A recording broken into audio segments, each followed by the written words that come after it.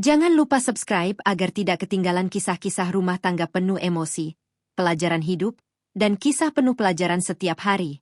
Namaku Andin. Orang-orang sering berkata, luka paling dalam bukan datang dari orang asing, melainkan dari keluarga sendiri. Aku tidak pernah benar-benar memahami kalimat itu, sampai kakak iparku sendiri menghinaku di depan seluruh keluarga. Hanya karena sebuah mobil.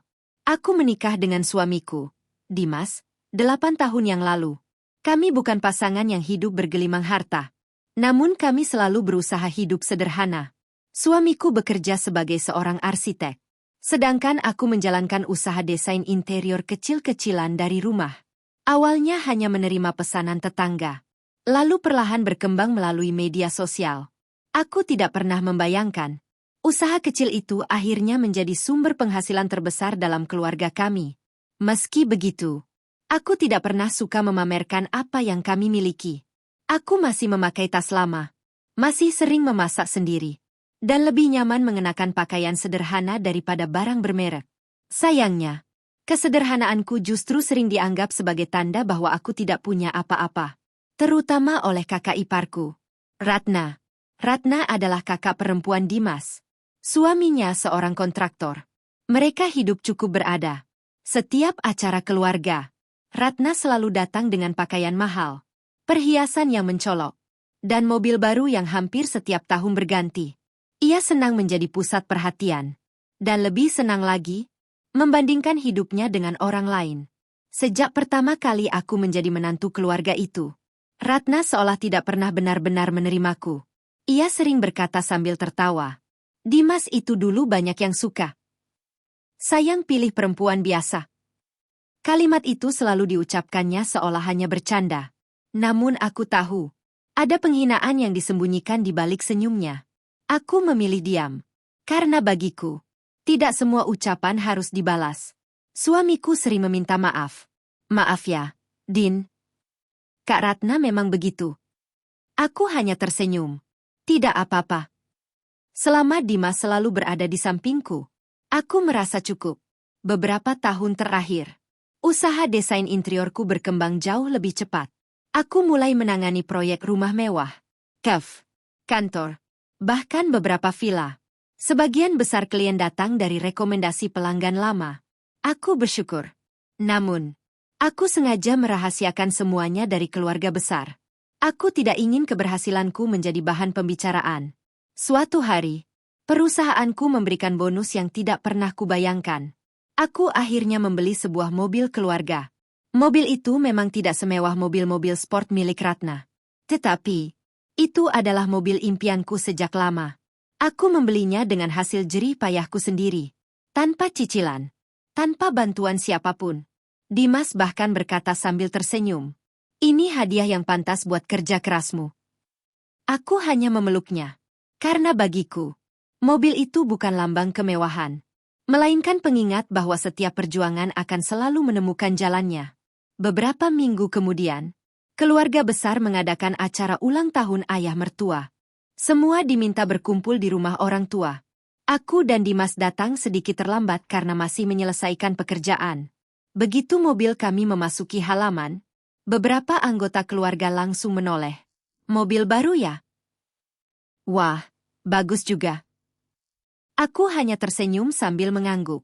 Tak lama kemudian, Ratna keluar dari rumah. Matanya langsung tertuju pada mobil yang kami bawa. Ia berjalan mengelilinginya perlahan. Lalu tersenyum sinis. Mobil siapa ini? Aku menjawab sopan. Punyaku, Mbak. Ratna tertawa kecil. Serius? Iya. Ia kembali menatapku dari ujung kepala hingga kaki. Kemudian berkata cukup keras hingga semua orang mendengar. Kamu tak pantas pakai mobil ini. Suasana halaman langsung mendadak sunyi. Ratna melanjutkan sambil terkekeh. Perempuan yang kerjanya cuma di rumah kok gayanya tinggi. Pasti dibelikan Dimas, ya? Beberapa saudara mulai saling berpandangan. Aku melihat wajah suamiku mulai memerah menahan marah. Namun, sebelum Dimas sempat berbicara, aku mengeluarkan kunci mobil dari tasku. Lalu, kuserahkan ke tangan Ratna, tanpa mengucapkan sepatah kata pun. Ratna tampak bingung. Semua orang ikut terdiam. Mereka mengira aku menyerah karena malu. Padahal, tak seorang pun tahu bahwa beberapa menit lagi, mereka akan mengetahui siapa pemilik sebenarnya dari perusahaan yang selama ini diam-diam mengerjakan proyek rumah Ratna. Dan sejak saat itu, tidak akan ada lagi yang berani meremehkanku hanya karena penampilanku. Halaman rumah mertuaku mendadak sunyi. Semua mata tertuju kepadaku. Tak ada yang menyangka. Aku benar-benar menyerahkan kunci mobil itu kepada Ratna. Ratna sendiri tampak kebingungan. Ia memandangi kunci di tangannya, lalu menatapku dengan senyum penuh kemenangan. Nah, gitu dong. Kalau sadar diri kan enak. Beberapa saudara mulai berbisik. Mereka mengira aku menyerah karena malu. Padahal, aku hanya tidak ingin membuat acara ulang tahun ayah mertua berubah menjadi pertengkaran. Dimas langsung mendekatiku. Andin, apa yang kamu lakukan? Aku hanya tersenyum kecil. Sudah, Mas. Kita masuk dulu. Ia tampak masih ingin membela diriku. Namun aku menggenggam tangannya pelan. Aku tahu, kalau emosi mulai menguasai suasana, yang akan malu bukan hanya Ratna, tetapi seluruh keluarga. Ratna memutar-mutarkan kunci mobil di jarinya, sambil berkata cukup keras. Mobil bagus itu harus dipakai orang yang pantas. Kalau cuma dipakai belanja sayur, sayang. Beberapa sepupu tertawa kecil. Sebagian lainnya justru terlihat tidak nyaman. Ayah mertua yang baru keluar rumah langsung bertanya, "Ada apa ini?" Ratna buru-buru menjawab, "Nggak ada apa-apa. Yah. Cuma bercanda." Aku hanya mengangguk. Iya, yah. Cuma bercanda. Padahal, semua orang tahu, itu bukan candaan, melainkan penghinaan. Acara makan siang pun dimulai. Aku membantu ibu mertua menyiapkan hidangan di dapur. Seolah tidak terjadi apa-apa. Ibu mertua memegang tanganku. Andin, kamu nggak apa-apa? Aku tersenyum. Insya Allah nggak apa-apa, Bu. Beliau menghela napas. Ibu tahu Ratna sering keterlaluan. Tapi dia memang susah dinasihati. Aku hanya mengangguk. Bagiku, tidak semua orang harus dibalas dengan kemarahan. Kadang, waktu jauh lebih pandai memberi pelajaran. Di ruang makan, Ratna kembali menjadi pusat perhatian. Ia mulai membahas mobil baru yang baru saja dikuasainya. Kayaknya mobil ini lebih cocok kalau dipakai aku. Kan sering ketemu klien. Kalau Andin paling juga muter pasar. Aku tetap menikmati makan siangku, tanpa menoleh sedikit pun. Sikapku yang tenang justru membuat Ratna semakin kesal. Tak lama kemudian, ponselku berdering. Nama asistenku muncul di layar.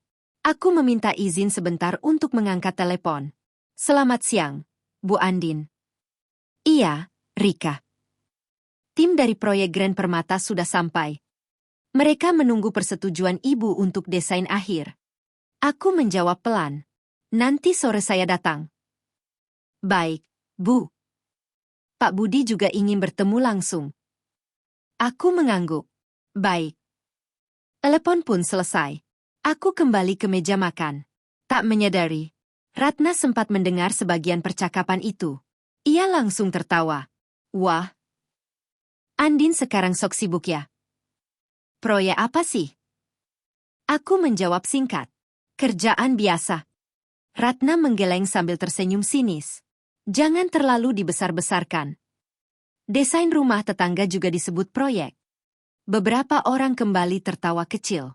Aku memilih diam. Karena menjelaskan kepada orang yang memang tidak ingin mengerti, hanya akan menghabiskan tenaga. Selesai makan, Ratna tiba-tiba berkata, Andin. Iya, Mbak. Aku pinjam mobilmu ya? Aku menatapnya. Silakan. Ia tampak semakin percaya diri. Lihat kan. Akhirnya ngerti juga siapa yang lebih pantas. Dimas mulai berdiri. Kak. Namun aku kembali menahan tangan suamiku. Biarkan saja. Ratna membawa kunci itu keluar. Beberapa anggota keluarga ikut melihat. Ia menekan tombol remote. Namun, tidak terjadi apa-apa.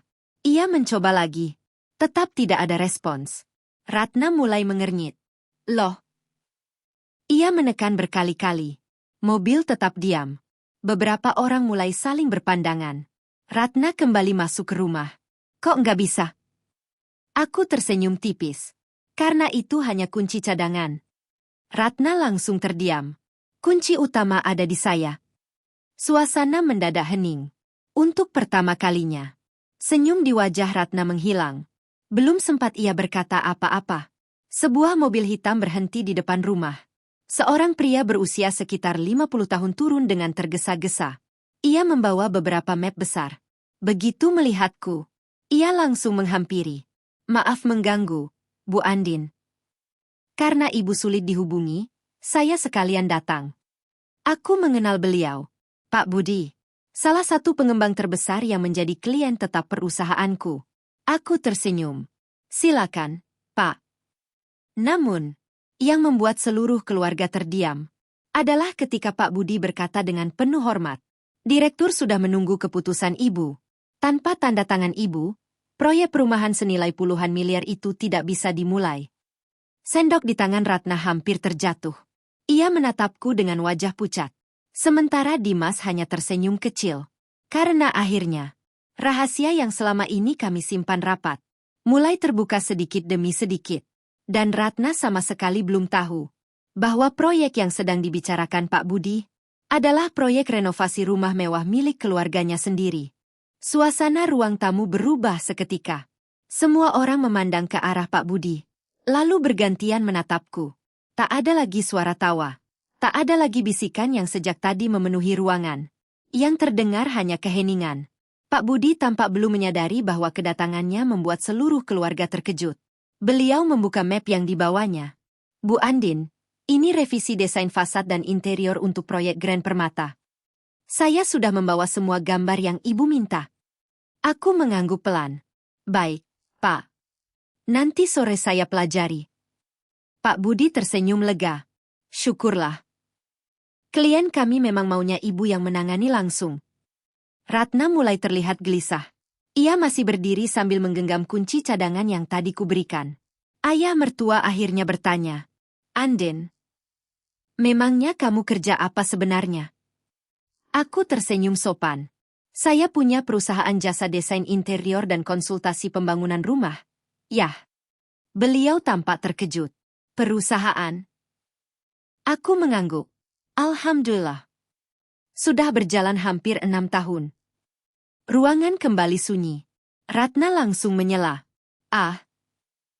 Paling perusahaan kecil. Pak Budi spontan menoleh. Beliau tampak bingung mendengar ucapan itu. Dengan nada tenang ia berkata, perusahaan Bu Andin termasuk salah satu konsultan yang paling kami percaya. Tahun lalu saja kami menyerahkan belasan proyek kepada beliau.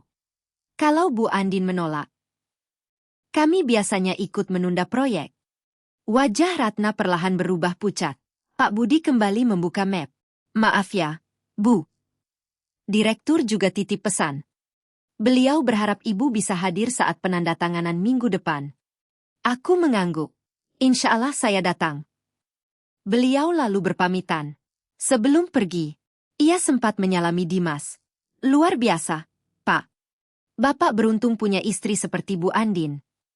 Dimas tersenyum bangga. Alhamdulillah. Aku melihat mata suamiku berbinar. Bukan karena dipuji, tetapi karena selama ini ia selalu percaya padaku, bahkan saat orang lain meremehkanku. Setelah Pak Budi pergi, tak ada seorang pun yang langsung berbicara. Ratna duduk perlahan. Ia masih berusaha tersenyum. Namun senyum itu terlihat dipaksakan. Beberapa sepupu mulai bertanya kepadaku. Andin, memangnya kantor kamu di mana? Sudah berapa karyawan? Aku menjawab seperlunya. Kantornya tidak terlalu besar. Alhamdulillah sekarang ada sekitar 30 karyawan. Beberapa orang langsung saling berpandangan. Mereka jelas tidak menyangka. Ratna tiba-tiba berkata, kalau memang sukses, kenapa penampilanmu biasa saja? Aku tersenyum. Karena yang saya bangun adalah usaha, bukan penilaian orang. Suasana kembali hening. Tak ada nada tinggi, tak ada amarah. Namun jawaban itu terasa lebih tajam daripada bantahan apapun. Beberapa saat kemudian, ayah mertua tertawa kecil. Jadi, mobil itu hasil kerja kerasmu sendiri. Aku mengangguk. Iya, ya. Saya membelinya dari keuntungan perusahaan. Ayah mertua mengangguk bangga. Bagus. Sangat bagus. Beliau kemudian menoleh kepada Ratna. Kamu dengar? Jangan pernah meremehkan orang dari penampilannya. Ratna langsung menundukkan kepala.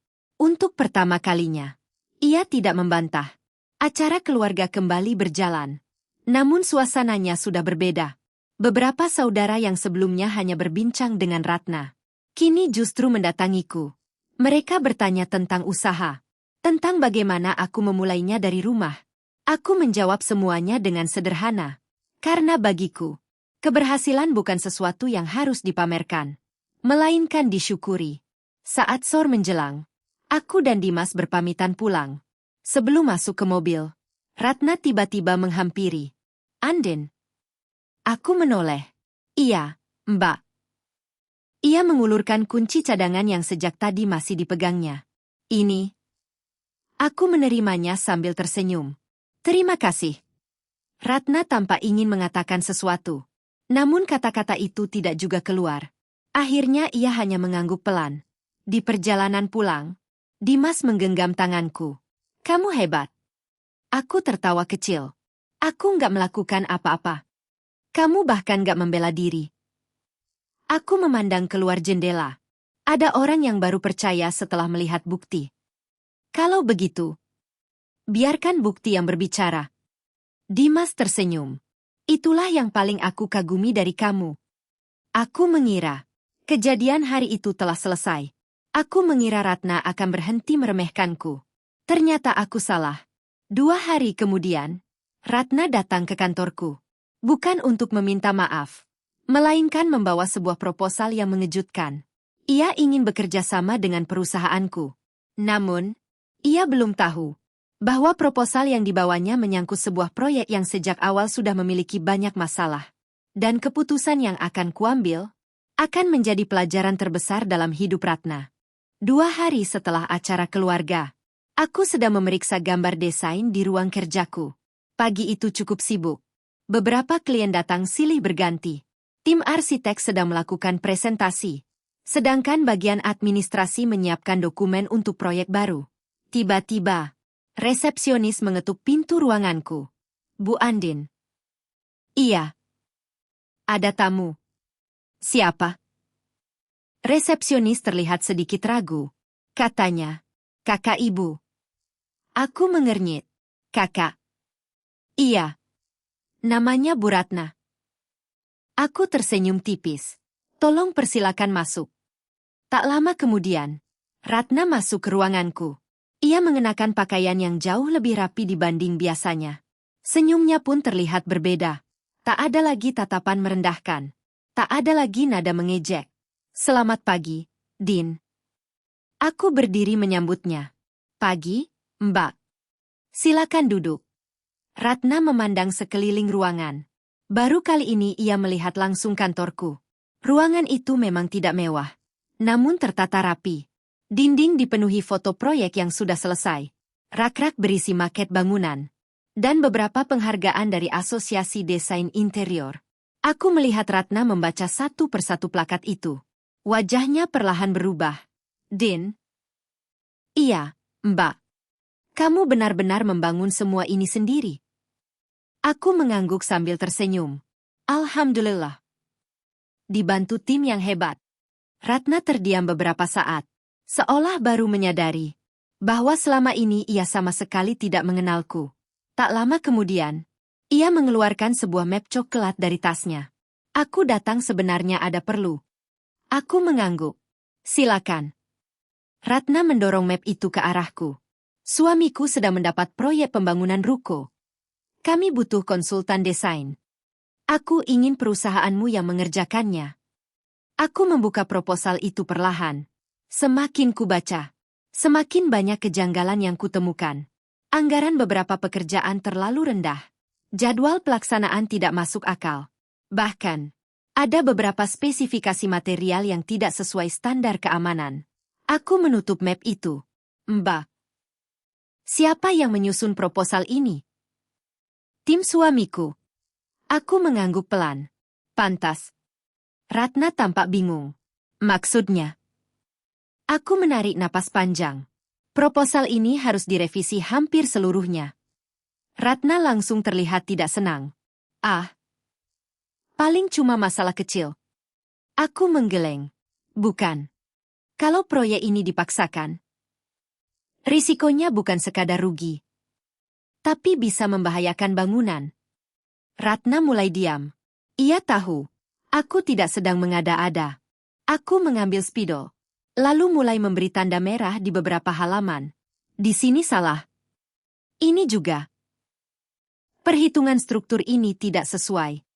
Material ini tidak boleh dipakai. Semakin lama, tanda merah semakin banyak. Hingga hampir setiap halaman penuh coretan. Ratna hanya memperhatikanku, tanpa berkata apa-apa. Setelah selesai, aku menyerahkan kembali proposal itu. Mbak, kalau perusahaan saya yang mengerjakan, semua ini harus diperbaiki. Ratna tampak ragu. Kalau tidak, aku menjawab tegas. Maaf, saya akan menolak proyeknya. Ratna menghela napas panjang. Din, kamu tahu kan? Nilai proyek ini besar. Aku mengangguk. Iya. Justru karena besar, saya tidak boleh mengorbankan kualitas. Ratna menatapku cukup lama. Untuk pertama kalinya, ia tidak menemukan celah untuk membantah. Sebelum pulang, Ratna berdiri di depan pintu ruanganku. Din. Aku menoleh. Iya. Ia terlihat ingin mengatakan sesuatu, namun kembali mengurungkannya. Akhirnya ia hanya berkata, nanti aku bicarakan sama suamiku. Aku mengangguk. Baik, Mbak. Setelah Ratna pergi, asistenku, Rika, masuk sambil membawa secangkir kopi. Bu. Iya. Itu kakaknya, ya? Aku tersenyum. Ipar. Rika mengangguk pelan. Beliau tadi kelihatan kaget sekali. Aku hanya tersenyum. Karena memang, kadang orang baru menghargai kita setelah melihat hasilnya.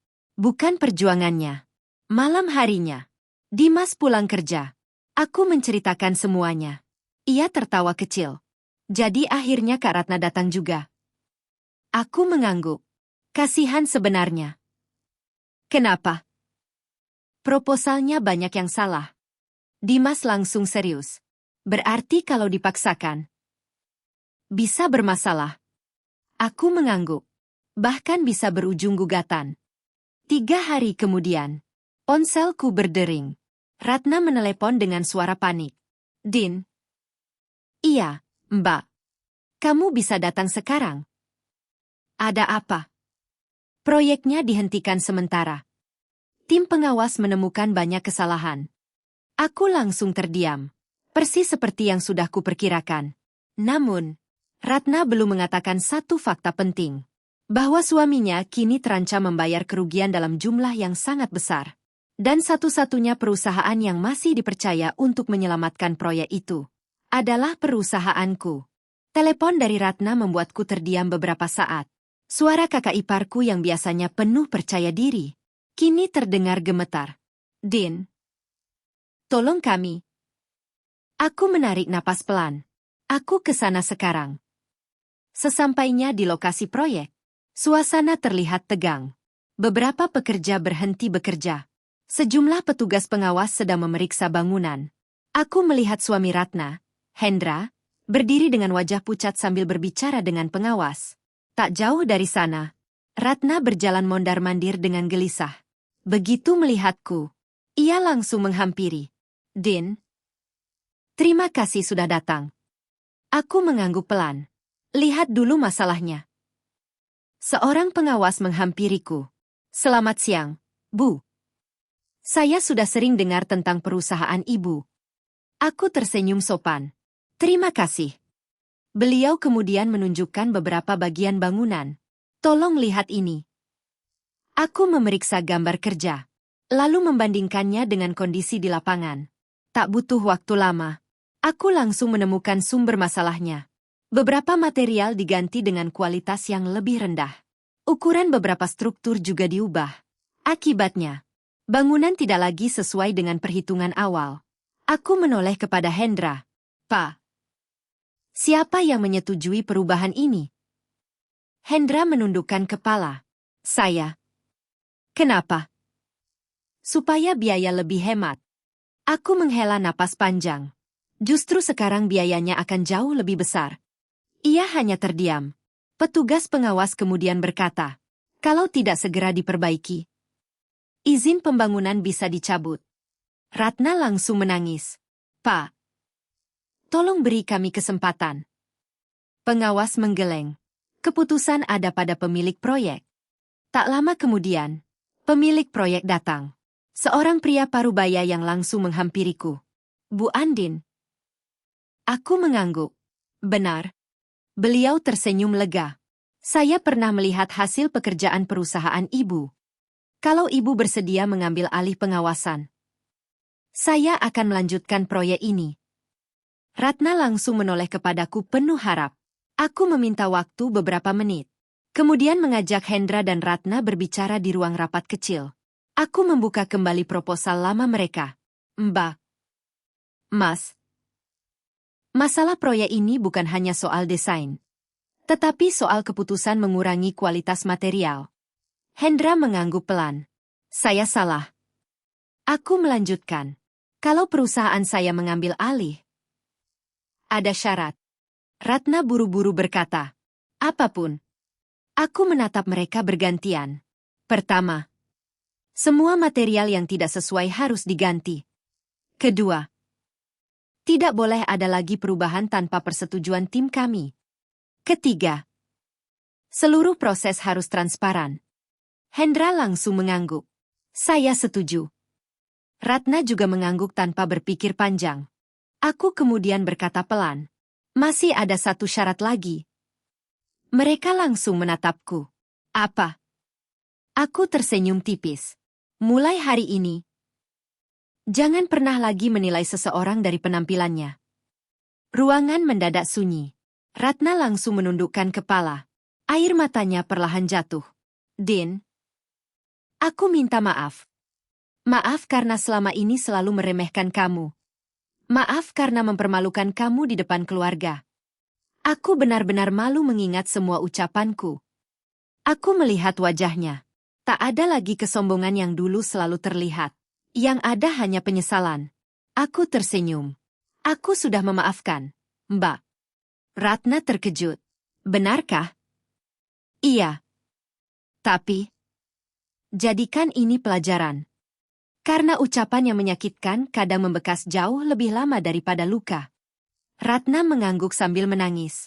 Sebulan berikutnya, proyek itu akhirnya berjalan kembali. Timku memperbaiki seluruh kesalahan.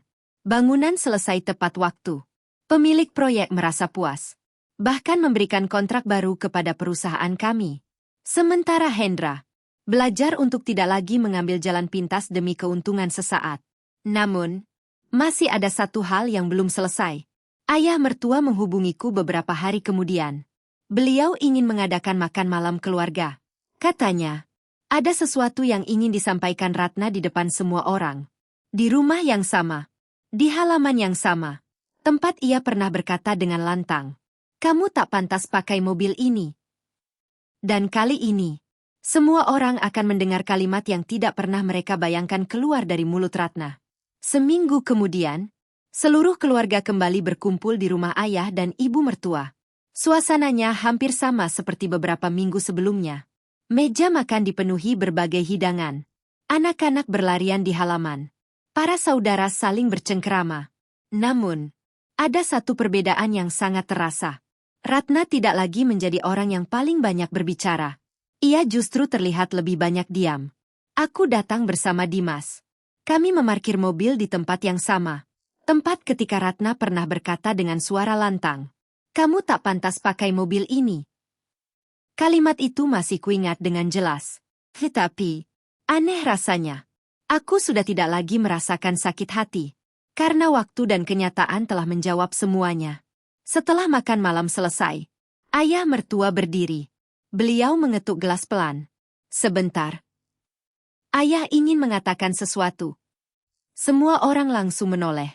Namun, beliau justru mempersilakan Ratna berdiri. Ratna. Sekarang giliran kamu. Ratna tampak gugup. Tangannya saling menggenggam. Aku belum pernah melihat kakak iparku setegang itu. Beberapa detik kemudian, Ratna mulai berbicara. Terima kasih semuanya sudah datang. Aku sebenarnya yang meminta ayah mengumpulkan keluarga malam ini. Ruangan mulai sunyi. Semua mendengarkan. Ratna menarik napas panjang. Lalu menatap ke arahku. Andin. Namaku disebut dengan suara yang bergetar. Aku ingin meminta maaf. Bukan hanya kepada Andin, tetapi kepada seluruh keluarga. Beberapa sepupu mulai saling berpandangan. Ratna melanjutkan, selama ini, aku terlalu sombong. Aku mengukur harga seseorang dari mobilnya, dari pakaiannya, dari barang yang dipakainya. Air matanya mulai jatuh. Aku pernah mempermalukan Andin di halaman rumah ini. Aku berkata. Ratna berhenti sejenak, lalu mengulang kalimatnya sendiri.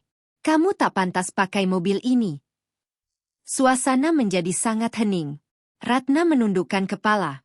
Kalimat itu adalah kalimat yang paling aku sesali. Ia kemudian berjalan menghampiriku. Di depan seluruh keluarga, Ratna menggenggam kedua tanganku. Din. Terima kasih. Apa? Karena kamu tidak pernah membalas penghinaan dengan penghinaan. Padahal, kamu bisa saja mempermalukanku berkali-kali. Aku tersenyum kecil. Kalau aku melakukan itu, apa bedanya aku dengan orang yang pernah menyakitiku? Ratna langsung menangis. Ayah mertua ikut berbicara. Ayah juga ingin minta maaf. Aku terkejut. Ya. Beliau menghela napas. Sebagai kepala keluarga, ayah seharusnya lebih cepat menghentikan sikap Ratna. Ayah terlalu sering menganggap semua itu hanya bercanda. Padahal, bercanda yang terus melukai orang lain bukan lagi candaan. Aku langsung menghampiri beliau. Lupakan saja, Yah. Beliau menggeleng. Tidak. Kalau salah tetap harus diakui. Dimas kemudian berdiri. Ia menatap seluruh keluarga. Aku bangga punya istri seperti Andin. Bukan karena perusahaannya. Bukan karena mobilnya. Tapi karena dia selalu mengajarkan bahwa harga diri seseorang tidak ditentukan oleh apa yang dipakai. Aku tersenyum haru. Salah seorang sepupu tiba-tiba berkata, Andin, aku penasaran. Kenapa waktu itu kamu malah menyerahkan kunci mobil ke Kak Ratna? Semua orang ikut menunggu jawabanku. Aku tersenyum. Lalu menjawab pelan. Karena kalau aku membalas dengan marah, yang menang adalah emosi. Tapi kalau aku tetap tenang, biarkan kenyataan yang menjawab semuanya. Semua mengangguk perlahan. Ratna kembali berbicara. Aku juga ingin mengembalikan sesuatu. Ia mengeluarkan sebuah kotak kecil. Aku membukanya. Di dalamnya terdapat gantungan kunci berbahan kayu. Di bagian depannya tertulis ukiran sederhana. Hormat tidak lahir dari harta, tetapi dari sikap. Ratna tersenyum sambil menangis. Aku membuatnya sendiri. Sebagai pengingat. Agar aku tidak pernah mengulangi kesalahan yang sama. Aku memeluknya. Untuk pertama kalinya sejak menjadi bagian dari keluarga itu. Aku benar-benar merasakan pelukan seorang kakak. 6 bulan kemudian, perusahaanku semakin berkembang. Bahkan membuka cabang baru. Namun, tidak banyak yang berubah dalam gaya hidupku. Aku masih datang ke kantor dengan pakaian sederhana. Masih sering makan di warung langganan. Dan masih menggunakan mobil yang sama. Bedanya, kini setiap kali ada acara keluarga, Ratna selalu menjadi orang pertama yang membantuku membawa barang. Kalau ada saudara yang mulai meremehkan orang lain, dialah yang lebih dulu menegur. Seolah ia ingin menebus semua kesalahan masa lalunya. Sore itu, saat aku dan Ratna duduk di teras rumah orang tua, ia berkata pelan, Din, Iya, Mbak. Ternyata, orang yang benar-benar kaya bukan yang paling banyak hartanya. Aku tersenyum. Lalu, yang paling kaya adalah orang yang tetap rendah hati ketika punya segalanya. Aku mengangguk. Itu juga yang masih terus aku pelajari. Kami tertawa bersama. Tak ada lagi sindiran. Tak ada lagi rasa iri. Yang tersisa hanyalah hubungan keluarga yang akhirnya tumbuh di atas rasa saling menghargai. Hari itu aku belajar. Kesabaran memang tidak selalu langsung mengalahkan kesombongan. Tetapi ketika kesabaran dipadukan dengan kerja keras, kejujuran, dan sikap rendah hati, kebenaran akan menemukan caranya sendiri untuk berbicara. Dan sejak hari itu, tak ada lagi yang berani menilai seseorang dari pakaian, mobil, atau penampilannya. Karena seluruh keluarga sudah menyaksikan sendiri bahwa nilai seseorang tidak pernah ditentukan oleh apa yang terlihat di luar, melainkan oleh karakter yang ia tunjukkan setiap hari.